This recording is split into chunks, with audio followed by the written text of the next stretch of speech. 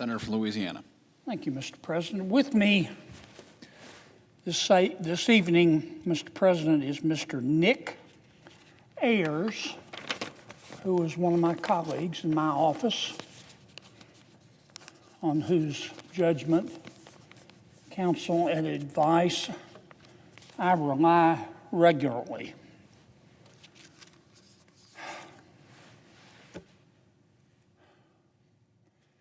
Mr. President, as you know, on any given day, the halls of the Senate office buildings and the Capitol itself are teeming with people. We have a lot of visitors, which is a great thing. We have a lot of staff members, very able. We obviously have 100 senators. And we have many, did I mention many? Members of the press. And today, many of those folks, not the tourists,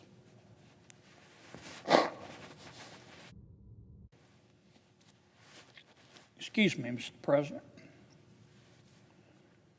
Today, many of those folks, not the members of the public, our visitors, our people who are visiting us,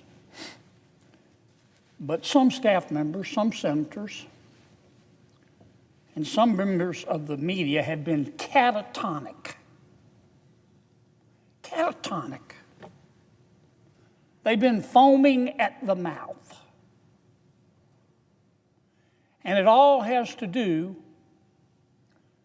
with a simple memorandum issued by the Office of Management and Budget dealing with spending.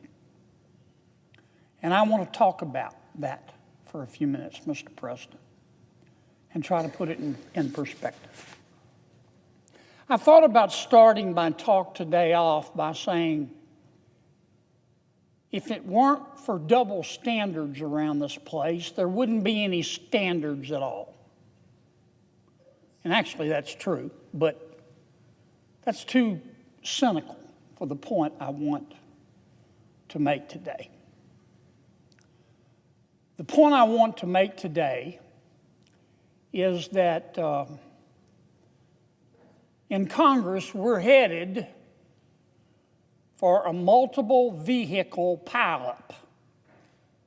A multiple vehicle pileup, which I will describe in a moment. And it's going to be messy. And dealing with it is going to be messy. And we've got to deal with it in accordance with the Constitution and our laws as passed by Congress. But we're also going to have to try to do some things a different way. And it's not going to be altogether pretty. Now, we can all debate. I haven't met a dummy yet in the United States Senate. Some people would disagree with that, but that's been my experience. Every single member of this body is very clever. And they can get us bogged down in procedure and debate forever about how many lawyers can dance on the head of a pin. And all that's important. I've done it myself before. But we're also dealing with reality. Did I mention we're dealing with a multiple vehicle pileup? Mr. President, I remember back when President Obama was president, he repeatedly refused to enforce laws that he didn't like.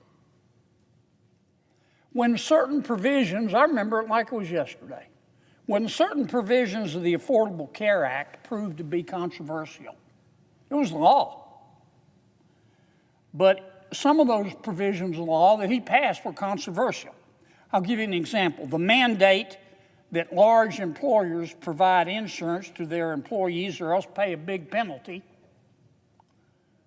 President Obama just unilaterally delayed implementation. Said, I'm not going to enforce it. Nobody went catatonic around here. Nobody started foaming at the mouth. Maybe everybody had taken their meds that day. I don't know. But there was no hue and cry like we've heard today as a result of that OMB memorandum. I remember also when Congress took up the issue at President Obama's suggestion of Dreamers. Remember the Dreamers Act? Congress wouldn't pass it. Dreamers are children brought to the United States of America illegally by their parents who've come here illegally. But the children are children. They don't know better. President Obama proposed the Dreamers Act. Congress didn't pass it. So President Obama just ignored the law. He protected them from deportation through executive action. It's called the 2012 Deferred Action for Childhood Arrivals Program. He broke the law. Nobody around here foamed at the mouth. Nobody around here went catatonic, included but not limited to the media. I remember when President Biden did a very similar thing. He sought to preserve and fortify DACA, as we call it. And he also took a number of steps unilaterally to weaken immigration enforcement. We know that. That's why the border under President Biden was an open bleeding wound. He refused to follow the law. Nobody foamed at the mouth around here. Members of the press didn't become catatonic. I don't remember anyone, Democrat or Republican, calling for President Obama's impeachment after a federal court criticized his administration for spending money unlawfully. You remember that?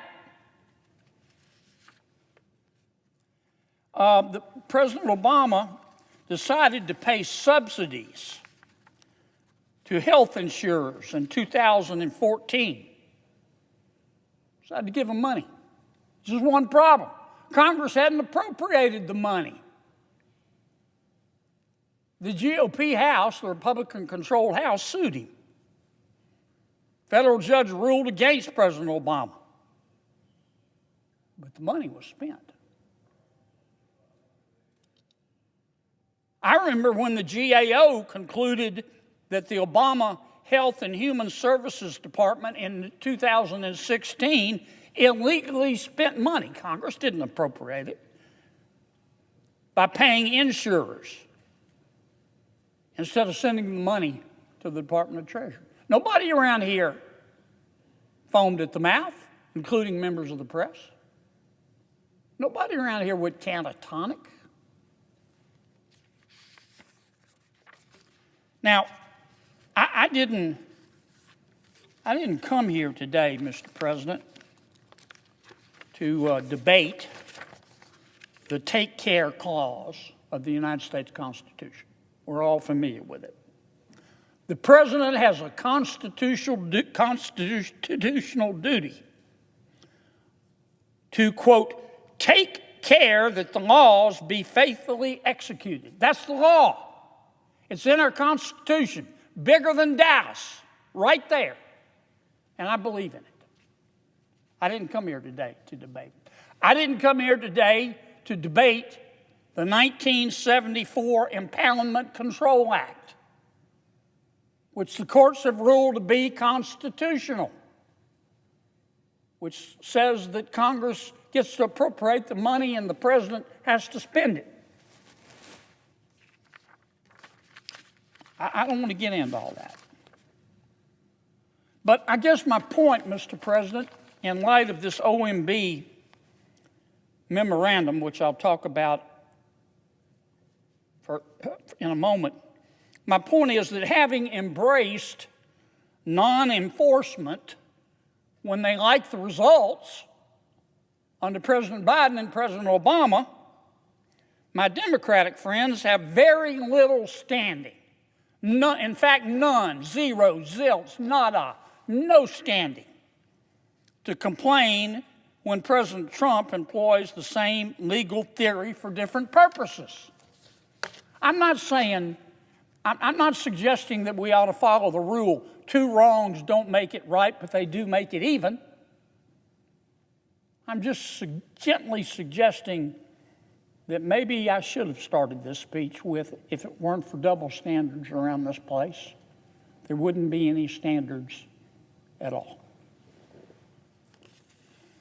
Let me say it again. I support the take care clause of the Constitution.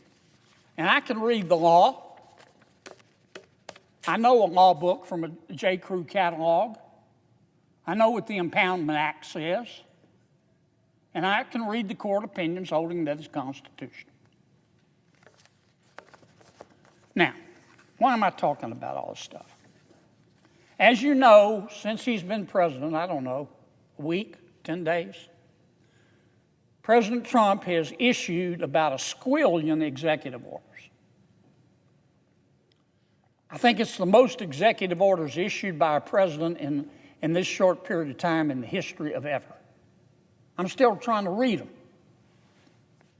And most of his executive orders, this is a generalist statement, but I think it's fairly accurate, intend, as is his right, to reverse many of the policies implemented by President Biden. And I think it was yesterday, the Office of Management and Budget under President Trump, under an acting director, issued a memorandum. And the memorandum went out to all agencies of the federal government, and it said, look, you've seen the president's executive orders changing federal policy, which he has the right to issue. So hold up spending any money, OMB said to the various agencies, that would implement President Biden's policies as have been changed by President Trump. And the OMB was very careful in its initial memorandum and in its explanation later to say, look, we're not talking about direct payments to people. We're not talking about Medicaid. We're not talking about Medicare. We're not talking about Social Security. We're not talking about SNAP benefits. Very careful. Well, people around here today have been screaming like they're part of a prison riot. Oh my God, the president's not following the law. Like this had not happened before. Again, I'm not saying that 2 wrongs don't make it right, but they do make it even. I'm just trying to give you a little context for this, Mr. President. My good friend, Senator Schumer, and he is my good friend. I went on a trip with Chuck to China. And I don't want to personalize this about Chuck. Let me put it another way. Some of my Democratic friends have been running around, and some of my friends in the media have been running around like a 5-year-old in a Batman t-shirt, screaming that the world is coming to an end and the Impoundment Act is being violated and the take care clause of the Constitution has been thrown into the garbage bin, as if this sort of hesitation to spend money has never happened before in Washington, D.C. Why is the Trump administration doing this? Look, I don't know. I don't talk to the Trump administration every day. People have a multitude of reasons of doing what they do. But I can see what's going on and what is going to be going on, Mr. President, over the next 6 months to a year. Did I mention we're headed toward a multiple vehicle pileup? Here's the problem. We've got to extend the tax cuts from the Tax Cuts and Jobs Act of 2017. We don't have a choice. like it or hate it. If we don't extend those tax cuts, when they expire shortly, taxes are going to go up $4.3 trillion on the American people. Not 4.3 million, not 4.3 billion, $4.3 trillion. And 60% of that tax increase is going to impact middle class and lower income Americans. And that's just a natural fact. If we don't extend those tax cuts, it is going to drive our GDP and our economy on a journey to the center of the earth. Even my Democratic friends know those tax cuts have to be extended. But we've got other things we have to do too. We're deficit spending. We're spending money around here like it was pond water, like it was ditch water. Hold up the other chart. I don't want to blame it all on President Biden, but if the shoe fits, wear it, Cinderella. This is what President Biden spent. He didn't spend this from tax revenues, he borrowed it. $1.9 trillion on the American Rescue Plan. $1.2 trillion on the Green New Deal, which they called an Infrastructure Act. $1 trillion on the Inflation Reduction Act. The CHIPS Act, where we gave money to some of the biggest companies in America, big tech, because they said they needed it. We gave them $280 billion for semiconductor manufacturing. It was just announced yesterday, China just kicked our ass on artificial intelligence. I don't know if I can say ass on the Senate floor, but by God, I just did. They did. I don't know how else to describe it. After we spent $280 billion, I mean, this is just under President Biden, $4.380 trillion of money we didn't have. We are deficit spending every nanosecond. I don't know how many millions we have had to borrow since I've been talking. We're taking in about $4.5 trillion, give or take. We're spending about $6.5 trillion. And when we deficit spend, that money doesn't just fall from heaven. We thank heaven for it. But we have to borrow it, and we have to pay it back. And those annual deficits, daily deficits, monthly deficits, roll over into national debt, and we've now got $36 trillion worth of national debt. We're going to run out of digits. That's the most debt we've ever had, well over 100% of GDP. So we've got to renew the tax cuts, which is going to cause short-term, before it stimulates the economy, short-term loss of revenue, and we got to stop the deficit spending, and we got to reduce our debt. But there's more. There's more. We've got to increase defense spending, because President Xi is working with President Putin, who's working with the Ayatollah in Iran, and their goal is to have Putin dominate Eastern and Central Europe, to have Iran dominate the Middle East, have China dominate the Indo-Pacific and the South China Sea, and be free to roam in Sub-Saharan Africa and Latin America and South America. I don't want America to be the world's policeman, but I don't want President Xi or President Putin or the Ayatollah in Iran to be the world's policeman either. And weakness invites the wolves. And we've got to start spending more money on defense. Now, you don't have to be Einstein's cousin to figure out that all the things that I just described that we've got to do in the next year to 6 months could be called competing interests. Tax cuts, stop deficit spending, reduce the debt, but find more money for defense. Something's got to give. And all this is a long-winded way of saying we're going to have to reduce spending. We're going to have to do it. The numbers are the numbers. Since 2019, the American population has grown 2%. We're not having babies. 2%. And that's after all the illegal immigration. You know what has happened to our budget? It's gone up 55%. I know we had a pandemic. We had to save the economy. 2% growth in population, 55% increase in spending. Yeah, we've had inflation. We haven't had 55% worth of inflation. We're going to have to go to be able to afford tax cuts and more defense spending and to pay down deficits and to pay down debt. We're going to have to reduce spending to pre-pandemic levels. And that's what this OMB memorandum today, which temporarily held up the spending of some money consistent with President Trump's executive orders, was the first baby step toward. That's what this is all about. That's what it's all about. The world is not going to spin off its axis.